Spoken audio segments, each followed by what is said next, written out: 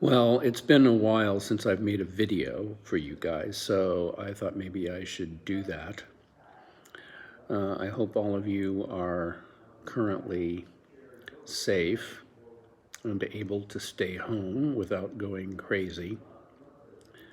What's keeping me going, of course, is teaching 4 classes online instead of 2, so that's why sometimes I might miss a beat in giving you instructions. If at any time my instructions are confusing or lacking something, please don't hesitate to send me a message so I can make any kind of correction. Well, all of that said now, let's take a look at our set of assignments that is due 7 April, Tuesday at midnight with a 3-hour grace period.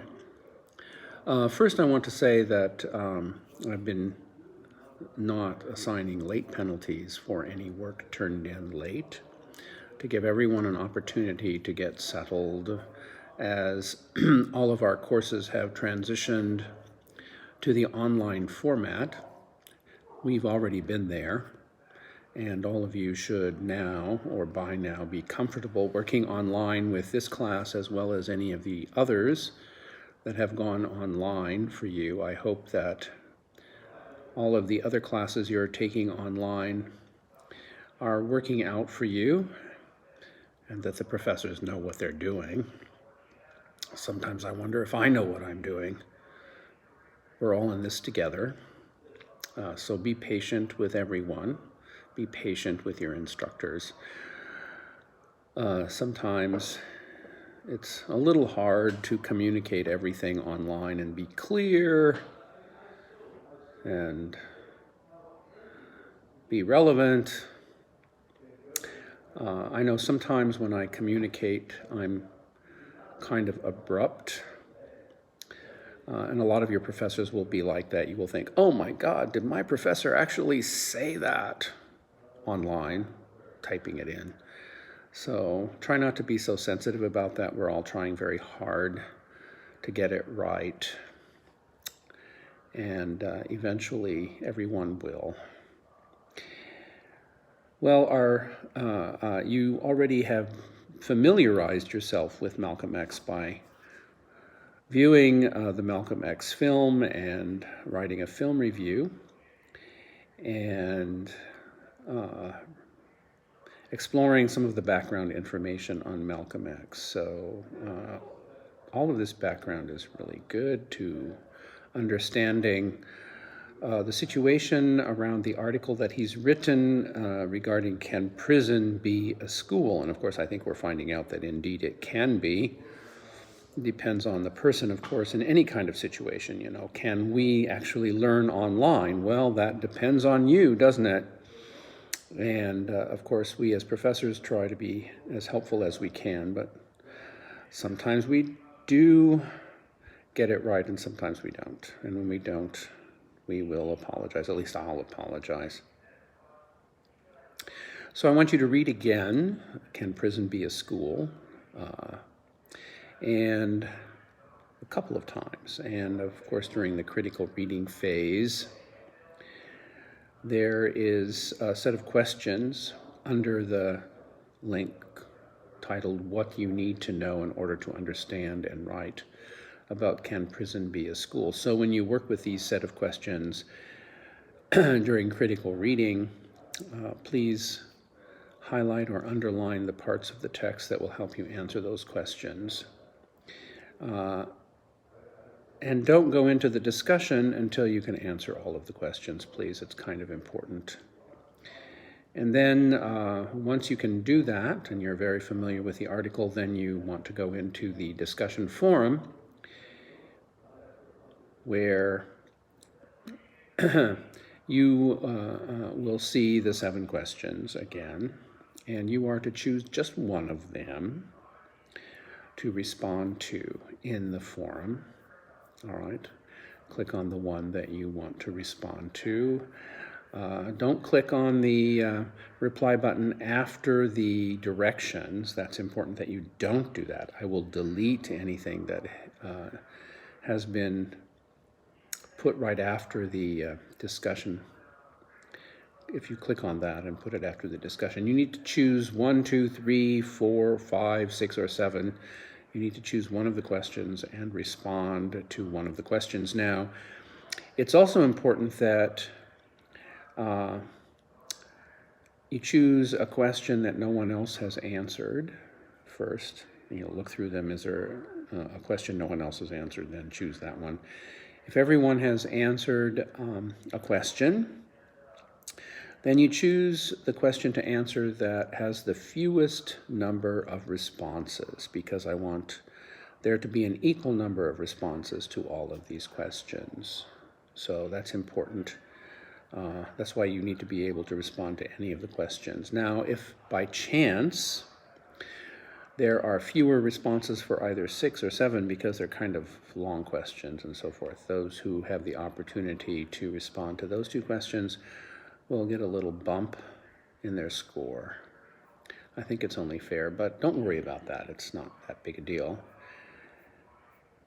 And so then once you have participated in the discussion, then there is a quiz to take, and there are 5 quiz questions here.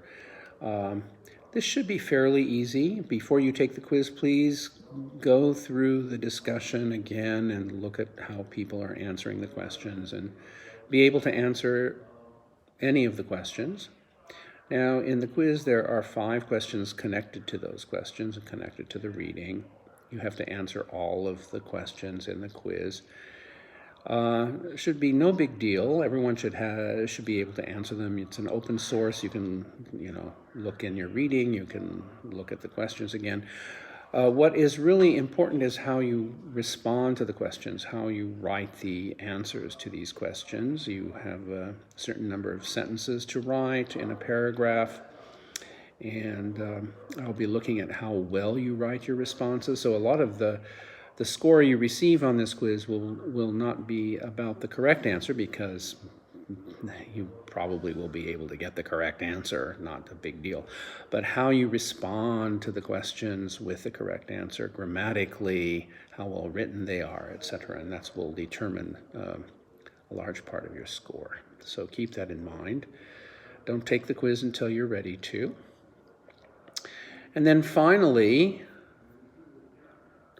there is another 500-word essay to write, and this time it's about how Malcolm X learned to read. And so I have given you the scaffold for that, and it's very similar to the scaffold for how Frederick Douglass learned to read and write. It's very similar. You follow the same format. And this will not be graded. It's still a pre-writing activity.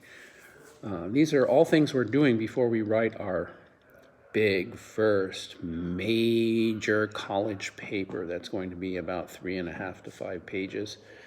And that won't be very hard to do. It won't be very hard to do because you've done all of this writing about Frederick Douglass and Malcolm X now. So it's actually going to be pretty easy to write that big paper in terms of content and organization and so forth. It's not a big deal because we're doing these film reviews and 500-word essays about how Frederick Douglass and Malcolm X learned to read and write. So a lot of the material will already have been written when you start putting that next paper together. So now this is not going to be a paper where I will look at the rough draft. It's going to be a paper that you write. And then I will want you to either use NetTutor Live to get feedback before you turn it in to me, or use a live tutor at the English Writing Center online. Now, in order to use the English Writing Center online, you will need to work with a tutor there on Monday or Tuesday, and I believe their hours are only during the day. So that's why you have 2 options. During the day, you can work with an English Writing Center tutor online, live, you will Zoom in order to do that, or you use NetTutor Live, either one. It is required that you get some live help with a tutor with this 500-word essay about Malcolm X and how he learned to read. So it's required to do that. So do it. And I've given you some information about Zooming. A lot of your professors now, if you went online with them, are Zooming their classes. I'm Zooming my other 2 online classes because we were meeting real-time, face-to-face, and then since we had a real-time, we just keep it real-time on Zoom. At some point, I probably will Zoom with you as well, although it may not, it won't be all of you together. I'll probably try to find different times that you can join the class to Zoom. Anyway, so once you have worked with the tutor, then you should revise the paper one more time, and then you upload the paper, and I've given you the upload link. So that's what we will be doing for Tuesday, and I've been a little bit long-winded. Here I am going over 11 minutes, which is a little bit long, isn't it? I'm sorry I've tortured you for this long. Again, please be understanding. So, stay well, stay safe, and stay at home if you can.